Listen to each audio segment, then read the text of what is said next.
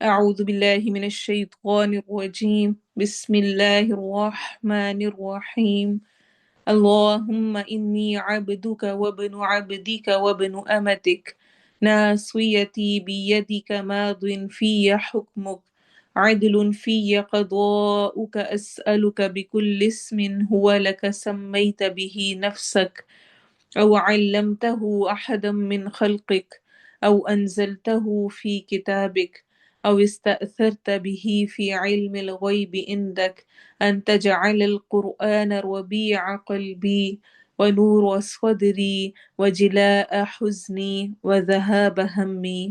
اے اللہ میں تیری بندی ہوں، تیرے بندے کی بیٹی ہوں اور تیری بندی کی بیٹی ہوں۔ میری پیشانی تیرے ہاتھ میں ہے، میرے بارے میں تیرا حکم جاری ہے اور میرے بارے میں تیرا فیصلہ عدل والا ہے۔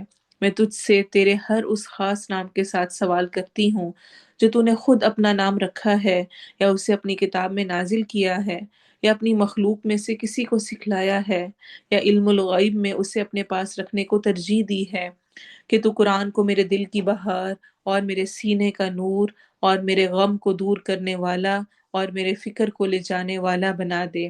آمین۔ السلام علیکم ورحمۃ اللہ وبرکاتہ۔ سورۃ الدہر آیہ نمبر 24۔ فاصبر لحکم ربک ولا تطع منهم آثما او کفورا، تو اپنے رب کے حکم پر ڈٹے رہو، صبر کرو اور ان میں سے کسی گناہ گار یا ناشکری کرنے والے کی بات نہ سنو، اس کی اطاعت نہ کرو۔ ٹرانسلیشن دیکھیں۔ فصبر، پس صبر کیجئے، صاد با را اس کا روٹ ورڈ ہے۔ صبر کرنا ہوتا ہے خود کو روک لینا۔ لحکمی، حکم کے لیے، ربی کا، اپنے رب کے حکم پہ، فصبر لحکم ربی کا، پس صبر کیجئے حکم کے لیے، ربی کا، اپنے رب کے، ولا اور نہ، تطع، تا تم کے لیے ہے یعنی آپ، طوا و عین تو ہوتا ہے اطاعت کرنا، خوشی کے ساتھ کوئی کام کرنا، تطع آپ اطاعت کیجئے، منہم ان میں سے، آثمن اسم گناہ کو کہتے ہیں، حمزہ سا میم اس کا روٹ ورڈ ہے، کسی گناہ گار کی، او یا کفورا بہت ناشکرے کی، کافارا کفرا، کفرا شکرا کا اپوزٹ ہے، شاکر کا اپوزٹ کافر ہے، شکر کرنے والے کا اپوزٹ ہے کافر، ناشکری کرنے والا۔ تجوید دیکھیں۔ فصبر، فا کو صاد سے ملانا ہے اور صاد چونکہ موٹے حروف میں سے ہے، حروف مستعلیہ ہیوی لیٹرز میں سے، تو ہم اس کو فس کی بجائے فس پڑھیں گے۔ بیر روا باریک پڑھا جائے گا، لی حکمی ہا میں حروف حلقی آ رہا ہے تو ہم ہا کی آواز کو نکالیں گے حلق کے درمیان سے۔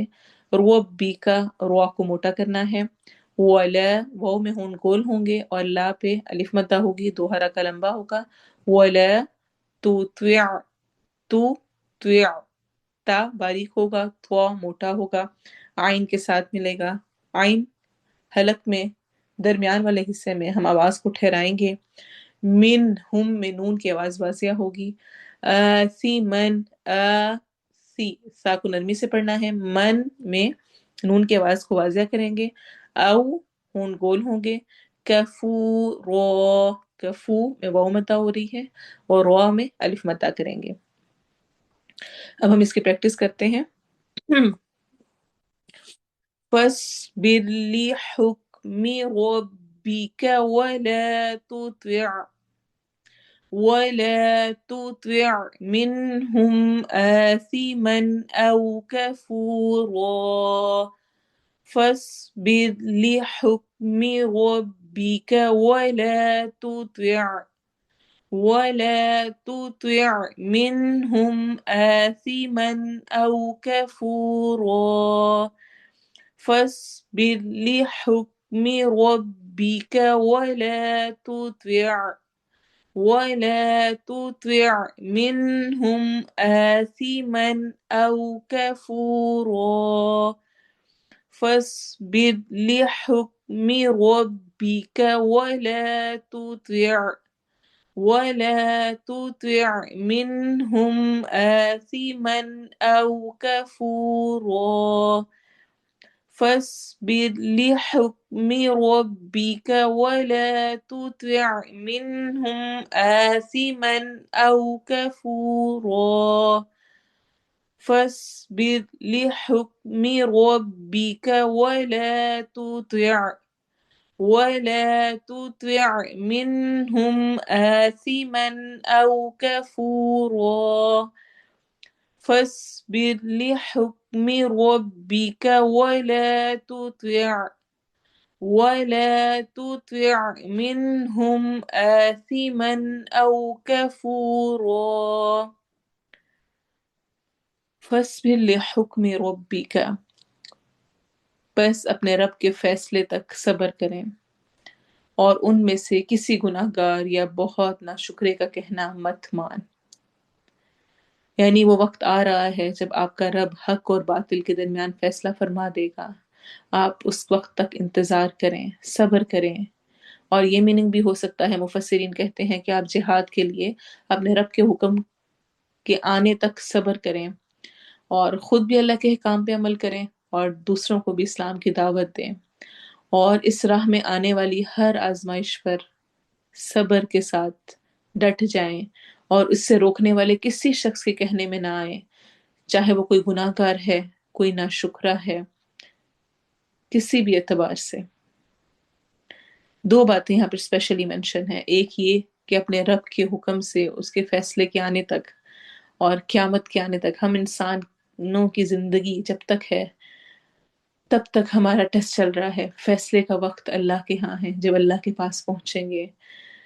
اور یہ جیسا میں نے پہلے کہا کہ اگر ہم اس کو اس کانٹیکسٹ میں لیں تو نبی صلی اللہ علیہ وسلم کو جہاد کا حکم آنے تک یا فیصلہ اس کا واضح ہونے تک کہا جا رہا ہے۔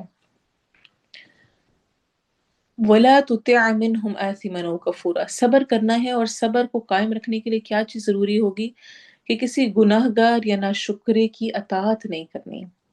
اچھا، ہم کس کی اطاعت کرتے ہیں، کس کی بات سنتے ہیں؟ جو ہمارے کلوز ہوتے ہیں، جو ہمارے قریب ہوتے ہیں، تو ایسے لوگوں سے دوستی ہی نہیں لگانی ہے، ایسے لوگوں کا ساتھ ہی نہیں لینا ہے جو کہ گناہوں میں پڑے ہوئے ہیں، جو کہ ناشکری کا رویہ رکھتے ہیں، کیونکہ انسان اپنے دوست کے دین پر ہوتا ہے۔ حدیث کے مطابق آپ صلی اللہ علیہ وسلم نے فرمایا، المرء علی دین خلیلہ، انسان اپنے دوست کے دین پر ہوتا ہے، بس اسے چاہیے کہ وہ دیکھتا رہے کہ اس نے کس کو دوست بنایا ہے، کون اس کا ساتھی ہے، کیونکہ انسان آہستہ آہستہ ویسا ہی ہونے لگتا ہے۔ اگر اس کا دوست ناشکری کرنے والا ہو اور وہ ہر وقت اس کو یہی بتاتی رہتی ہو کہ تمہارا شوہر تو ایسا، اور تمہارا شوہر ہاں تمہیں کبھی سیر پہ نہیں لے کر گیا، کبھی تم لوگ باہر ڈنر کرنے نہیں گئے، اور عید پر بھی گفٹ نہیں دیا اس نے تمہیں، تمہاری برتھ ڈے یاد ہی نہیں تھی اس کو، اور پتہ نہیں کیسا ہے، تمہاری ہی ہمت ہے، تم گزارا کر رہی ہو، ایسے بندے کے ساتھ تو رہا ہی نہیں جا سکتا۔ اب جو دوست آ کر یہ ناشکری کی باتیں کرے گی اور اس کو سنائے گی اور اس کو جو نعمتیں ملی ہوئی ہیں ان کا ذکر تو نہیں کرے گی، اور اتنا تم نے صبر کیا، اتنی تم نمازیں پڑھتی ہو، روزے رکھتی ہو، تو اللہ کی تو کوئی مدد نہیں آتی تمہیں، تم ویسے ہی اور مشکلوں میں گھری جا رہی ہو۔ جو دوست ایسا ملے گا، جو ساتھی ایسے ہوں گے، پھر انسان گناہوں میں اور پڑے گا، پھر وہ بھی ناشکری کی طرف جانے لگتا ہے۔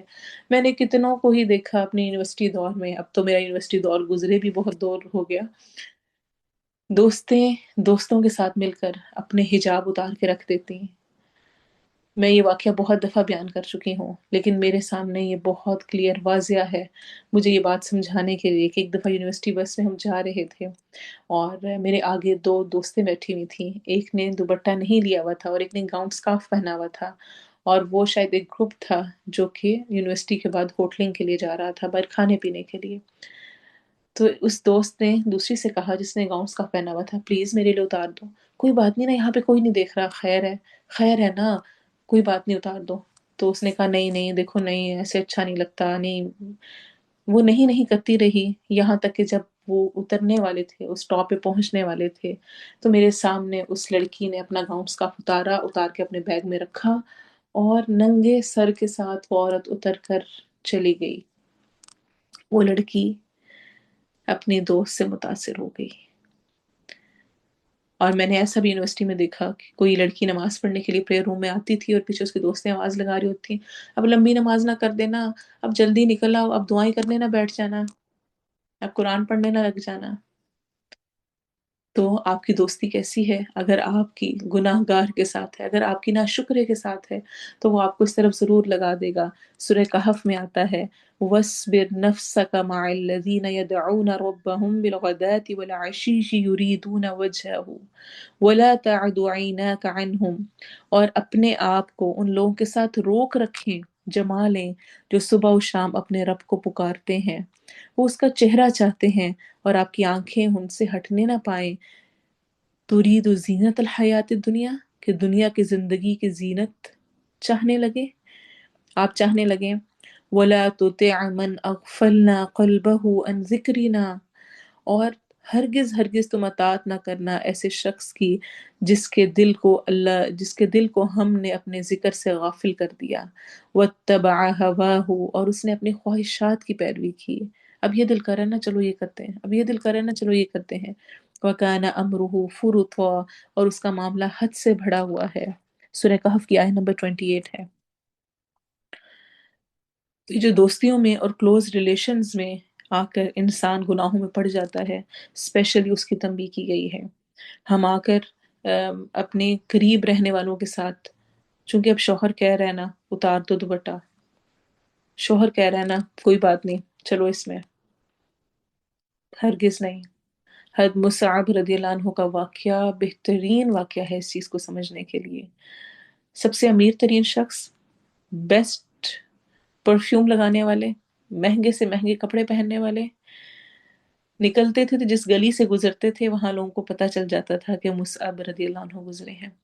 جب اسلام لے کر آئے تو والدہ بہت سٹرونگ پرسنالٹی کی مالک تھیں، انہوں نے بہت ظلم اٹھایا، ان کو اندر بند کر دیا، ان کا کھانا پینا روک دیا، ان کو جو اتنی نعمتیں آسائشیں گھر کی طرف سے مل رہی تھی سب ختم کر دی، اور جب کسی طرح سے کچھ بھی کام نہ آیا تو کہنے لگیں بس میں کچھ نہیں کھاؤں پیوں گی اور میں بھوکی رہوں گی، میں بھوکی رہوں گی یہاں تک کہ میں بھوک سے ہی مر جاؤں گی، اور تاکہ لوگ تمہیں کہیں کہ تم نے اپنی ماں کو قتل کیا، یعنی میں اپنی جان لے لوں گی۔ سمپل ورڈز میں کوئی سب سے زیادہ کیا دھمکی دے سکتا ہے آپ کو؟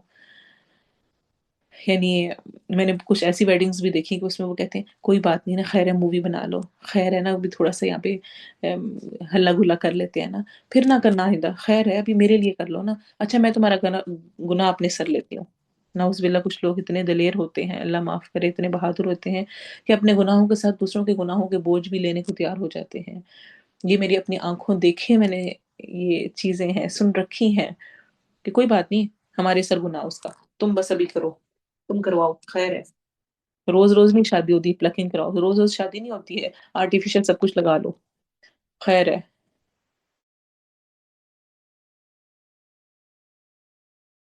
نہیں کرنا۔ حضرت مصعب نے کیا کیا؟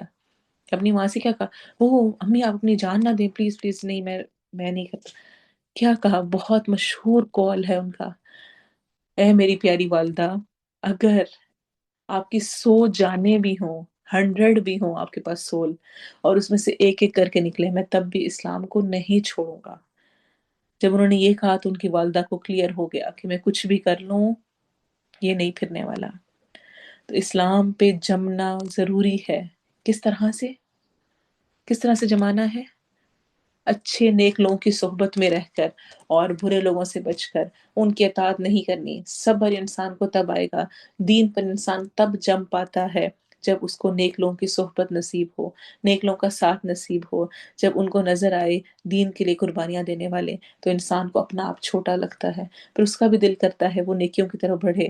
اور اسی طرح اگر وہ گناہوں میں پڑا ہو تو پھر صرف دنیا کے مقابلے بازیاں رہ جاتی ہیں، میرا ڈریس سب سے زبردست ہو، پارٹی میں سب سے اچھی لگ رہی ہوں، میرا اس طرح کی جولری ہو جو کہ سب سے یونیک ہو، میرا بیگ ایسا ہو، اور میرا سٹائل ایسا ہو، میرا گھر ایسا ہو، میرے بچے ایسے ہوں، اور بس پھر گناہ اور ناشکری کی روش پہ انسان چلتا چلتا چلتا ہی جاتا ہے۔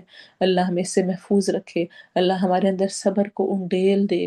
ربنا افرغ علینا صبرا وتوفنا مسلمین، اے ہمارے رب ہمارے اندر صبر کو انڈیل دے، اور ہمیں مسلمان فوت کرنا، آمین۔ سبحانک اللہم و بحمدک، اشہد ان لا الہ الا انت، استغفرک و اتوب الیک۔ السلام علیکم ورحمۃ اللہ۔